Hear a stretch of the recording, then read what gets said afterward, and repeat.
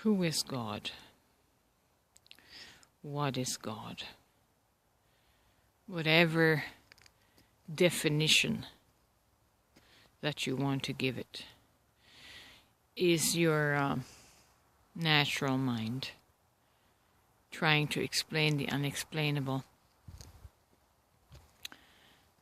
God is unexplainable. God is indefinable, ineffable. But because we're standing on this side of matter, we're standing in the physical world, in the material world, we have naturally only the ability to define physical things, and that's why we have defined God in physical terms. Even the word breath that is used for spirit or God's spirit. In the physical world, we associate breath with the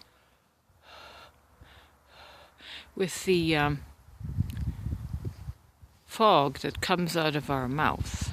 It's the physical definition. But breath is a word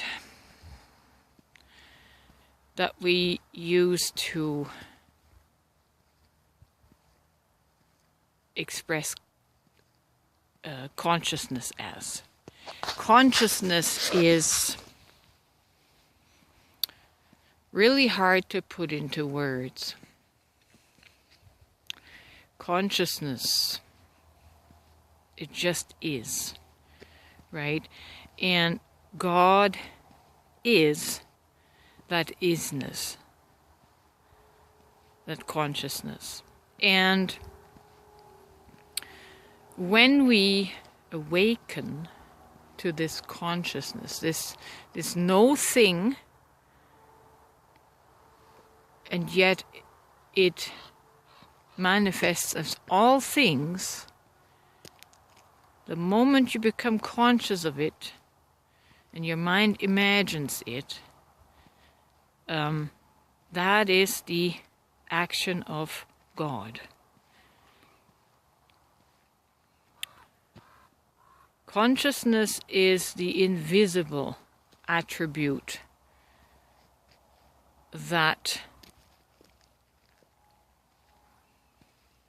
we call God. Manifestation is the physical attribute of that consciousness. So, before you came into physical matter, you were the indefinable consciousness. Then you were born and birthed into this form of a human being. And now you are consciousness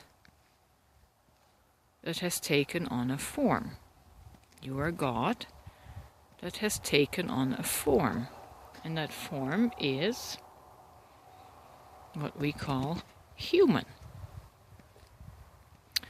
God also has taken on the form of the rocks and pebbles and the sand under my feet.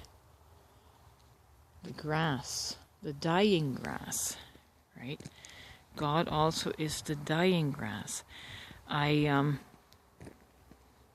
recently said that God is the inhale and the exhale, the birthing and the dying. It is all things. And we participate in all of those things as God. Inhaling and exhaling. There is no entity called God that you will be able to walk up to on the other side and meet You're just going to meet a greater aspect of yourself. And it depends on which dimension you are accessing. A lot of the near-death experiences are actually taking place in the fourth dimension, or the astral dimension. People think that to be the highest of heaven, they think that to be where God is. There are aspects of God that will meet you there. There are aspects of you that will meet you there as higher vibrational manifestations than you met here on earth, because it's a different density. The density is lacking in the astral, right? But you're just meeting other aspects of yourself, other aspects of the all consciousness, filtered through the spectrum of the different dimensions. In the astral, you're not meeting the consciousness as it is in the ninth dimension. You see, it's all multidimensional, and it corresponds to the vibration of your consciousness as you are embodying it in physical form. If that makes sense. So, you are not going to meet God. You are going to meet a higher aspect of the consciousness that is you now. And that is what we call God.